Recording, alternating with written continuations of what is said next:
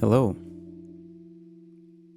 You know, there's quite a big scene of channels talking about movies, discussing them, analyzing them, reviewing them, and so on.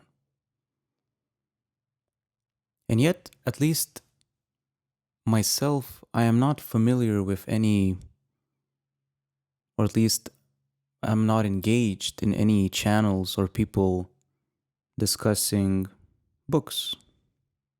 And you know, that's a shame. And I figured at least I'd give a go to this format where I just sort of not review, not so much deeply analyze, but just discuss, share, engage in a sort of appreciation and love towards, good novels and other kinds of books and so on. Engage in a sort of love for literature.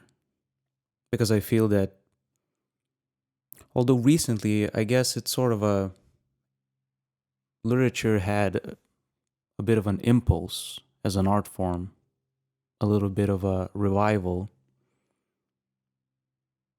And so, I figure I contribute to that. And today I'm going to start off discussing Sally Rooney's Normal People. The pick was arbitrary. It just so happens that this is the most recent book that I have read. And it's been in my to-read list for quite a while, but while I was in Tallinn, I wandered about an English bookstore and just found it sitting for sale and figured, the time is now. And so I finished it in 2 evenings. And I can see why it sold 1 million copies. It's engaging. It's incredibly engaging, and it's a page turner, I think they call it. And yeah, I was also admittedly gripped by it. It had all the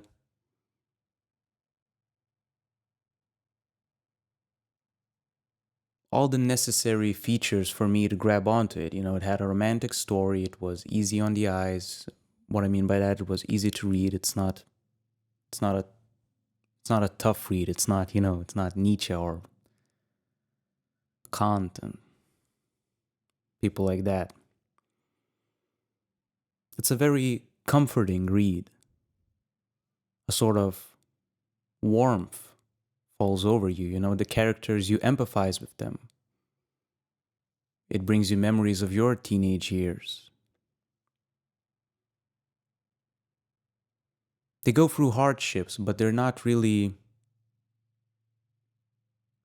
painfully described. They're more so there for story purposes. At least I feel like that.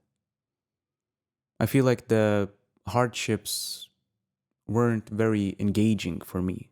I didn't feel... The feeling of warmth never escaped me. I always knew that the characters would end up in a better place. And so yeah, the book was warm, comforting, engaging, thrilling.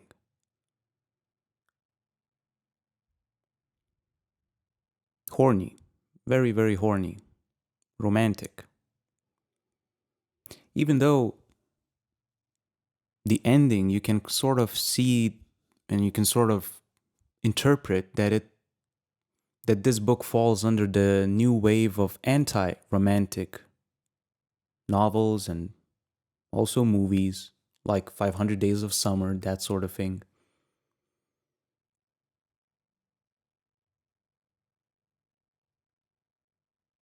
And I think I understand what the author, Sally Rooney, was going for.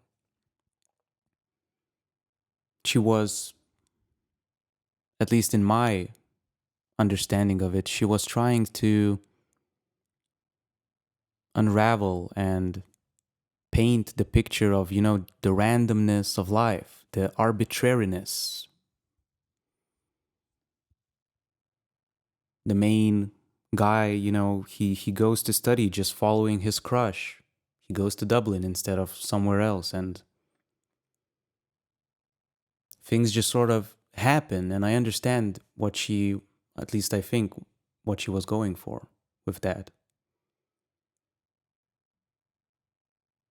And in the end, spoiler alert, but a minor spoiler alert,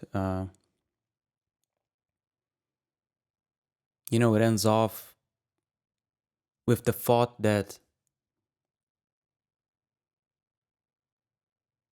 you don't necessarily end up with the person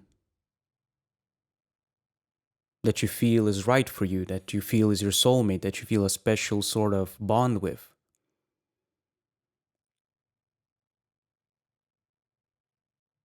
That's why I call it an anti-romantic novel, because in a traditional romantic book, the two characters that are meant for each other end up with each other. And in here, it's sort of left ambiguous. We don't know. Although I understand that, it's a nice twist on a classic romantic story. There are two caveats for me in that. The first one is a more obvious one, is just that I found I am a romantic myself, and whatever the meaning behind this sort of ending, it still leaves me with a wish of a better ending. Not necessarily they lived happily forever after, but a more conclusive ending, because even though you're trying to depict how life is, you don't read a book to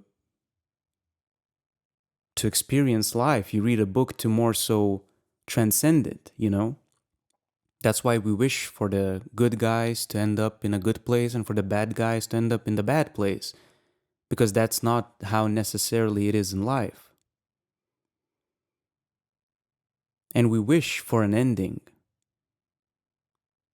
because in life things generally don't end. We have created little steps and ceremonies to signify the end, funerals, graduations, and so on. We have created birthdays to signalize achievements. Not achievements, but you know what I mean, to signalize, to sort of put chapters in your life. But that's why we read books, in my eyes, to get that feeling of ending, to get that feeling of completeness, of fullness. It's very relieving and therapeutic to experience that in books, and this book doesn't do that for me. And the second caveat is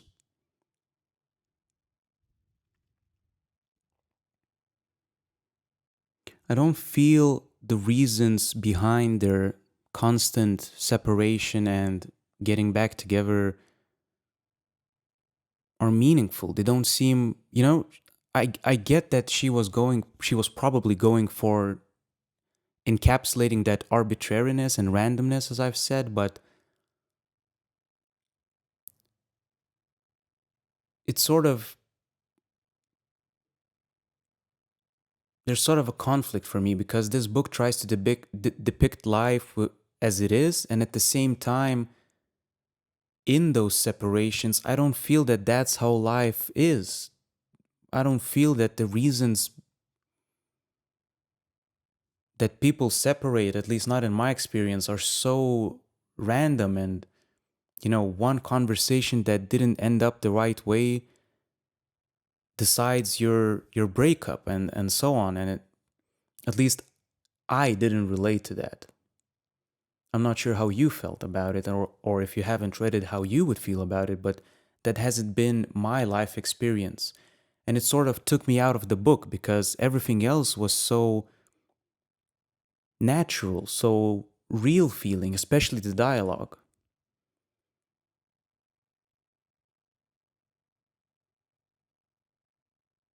And that part took me out of it, you know? The It was too arbitrary almost. I'm not sure if I'm expressing the feeling clearly, but anyways, those were the two caveats in this book for me. I feel that I am the sort of person, or I have the sort of personality that I could fall prey to being a snob and dismissing this sort of literature, and always striving to find deepness and profoundness in everything, and dismiss the things that aren't, the things that don't achieve that or even aim for that.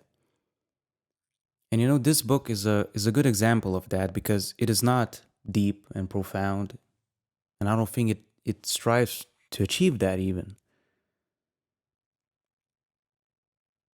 But it has a lot of realness of the world expressed in a very comforting and refreshing way. And you know, that's why I fell in love with reading. It's that you dive into another world and you lose yourself in that world.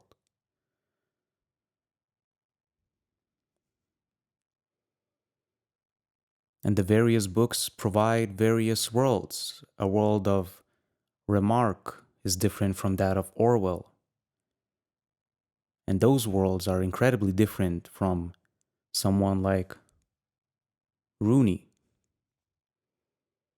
But that's okay. That's the whole point, isn't it?